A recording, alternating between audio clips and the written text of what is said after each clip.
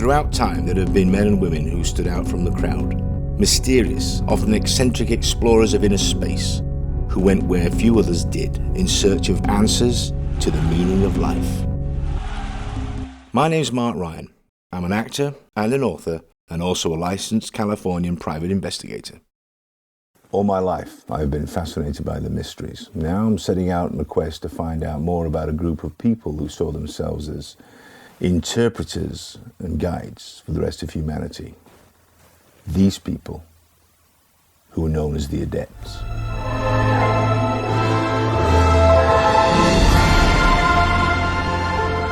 Who and what are Adepts? People like Madame Blavatsky, who started a worldwide spiritual movement which is still going today, and travelled the world at a time when women were not supposed to.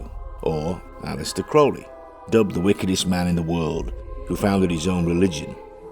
Or Austin Osman Spare, a talented artist and magician with a darker side, whose pictures suggest madness, and who ended his life in a cat-ridden basement. Some would call these people fools and charlatans, but I think there was much more to them, and I intend to prove that.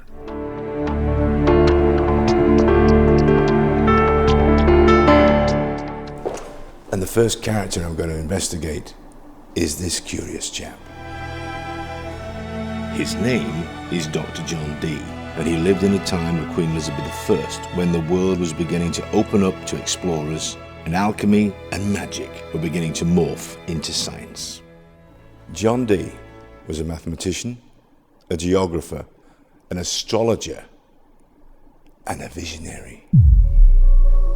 It's also said he talked with angels in a language unheard for thousands of years. Dee was an inveterate diarist and made notes on everything. He left some detailed accounts of his encounters with angels.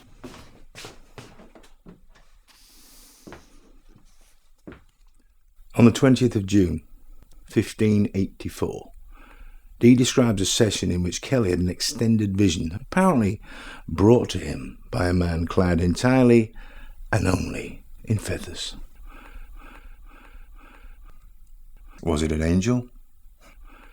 Here, it's recorded in his own hand. There appeared to him 4 very fair castles, standing in the 4 parts of the world, out of which he heard the sound of a trumpet.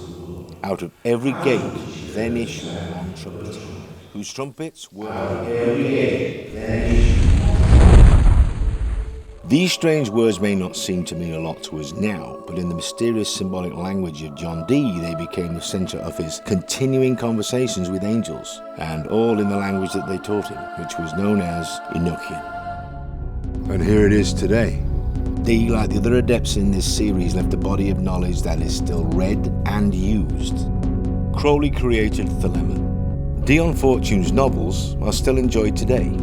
What makes their story so important and fascinating to us today?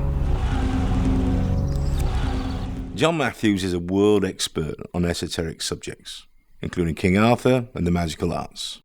John, what for you makes these adepts so significant and important to esoteric history? I think it has a lot to do with when they appear. People like Dee, for example, comes along at a time when history is changing, when the history of magic is changing. Medieval magic is turning into Renaissance science. And he understood that the teachings that he had, that the knowledge that he had, could influence people. It certainly influenced Queen Elizabeth. The other adepts who followed in his footsteps understood this too, that they could make changes happen. I think that's one of the reasons why they're so important still.